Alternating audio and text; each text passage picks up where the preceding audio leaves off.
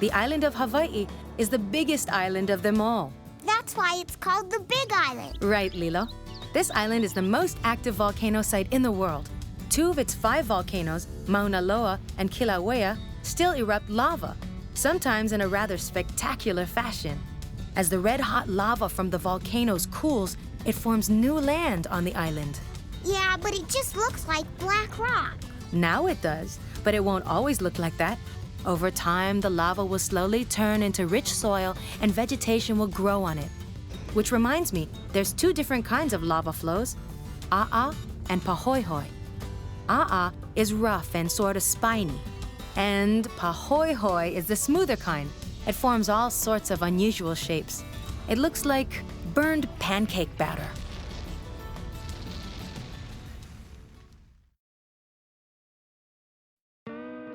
Oahu is home to the state's capital, Honolulu. Don't forget, it's also Hawaii's surf capital, Nani. Let's start talking waves. Okay, chill out, Lilo. Here we go. Oahu has some of the best waves in the Pacific. On the south shore, waves are biggest during the summer. And in the winter, waves on the north shore can reach as high as 25 feet or more. You know the most famous break on the north shore is the Banzai Pipeline? David says it's the most consistent spot for big waves in the world. You gotta be pretty good just to stay on top of your board there. Did you know that surfing has been an active part of the Hawaiian culture for a very long time? Yeah, since the 1960s. Way longer than that, Lilo. More like hundreds of years. It says here that surfing was originally called he'enalu, or wave sliding. Surfing slowly began to lose its popularity over the years, and it was almost wiped out until about 100 years ago. That's when Hawaiian beach boys started surfing regularly near Waikiki Beach. A club was formed called Huinalu, which means Club of the Waves, and surfing became popular again.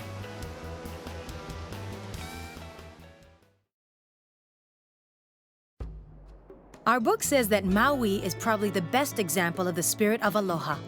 And their luau gets a big thumbs up. Today's luau are a celebration of Hawaiian culture. Guests get to experience the food, music, dance, and traditions unique to this island paradise. It says that luau evolved from what was once called aha'aina, which means special gathering. The Hawaiian people would often gather to celebrate important occasions. There was usually music and dance at the aha'aina, and they used native instruments, like the ipu. That's a percussion instrument made from hollow gourd. And what other instruments do you know? Oh yeah, there's the pahu. That's a great big bass drum made from a hollowed-out tree log and covered with shark skin. Well, here's another one. An instrument still popular today is the ukulele.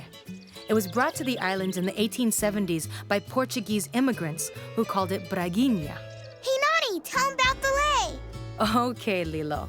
The lei is another custom that's been around for a long time. It's a necklace, or a garland really, made of flowers, leaves, shells, feathers, sometimes even paper. We usually give it as a greeting or as a farewell, and it's a symbol of mercy and protection.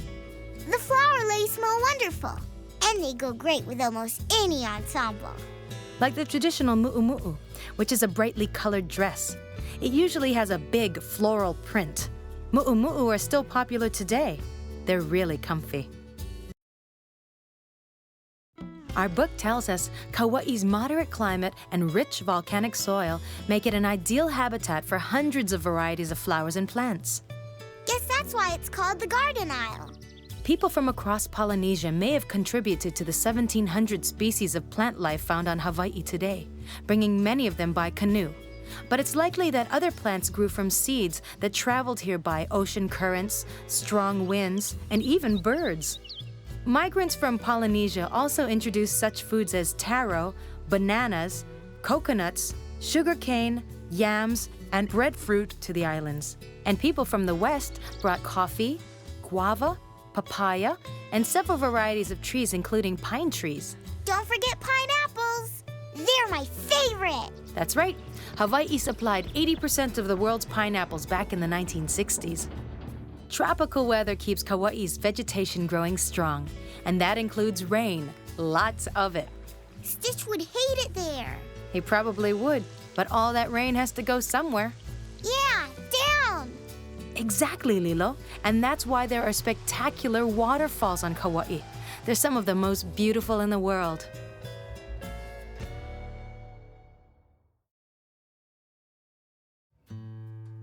Hey, here we are in Lanai. Where are the pineapples? They used to be everywhere on Lanai, Lilo. That's why it was once known as a pineapple island. Did the whales eat all the pineapples? Because there sure are a lot of them around here.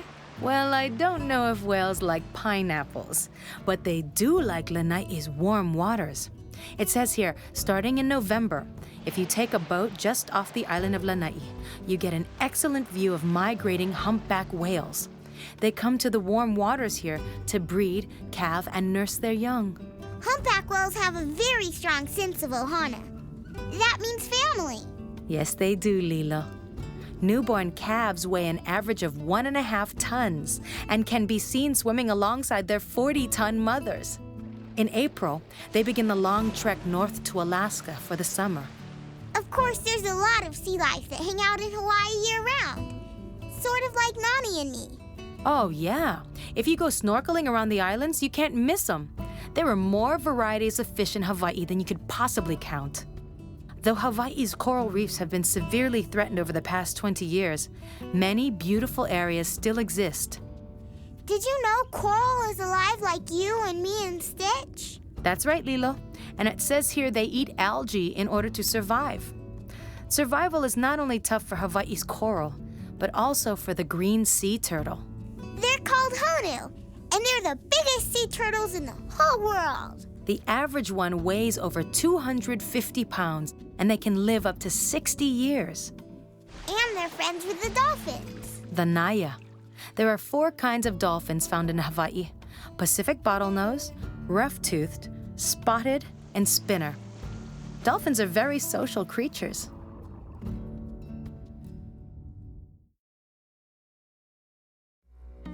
Moloka'i not only has a rich history, but an unusual landscape too.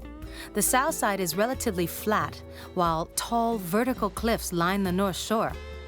Almost 40% of Moloka'i's nearly 7,000 residents are of Hawaiian descent.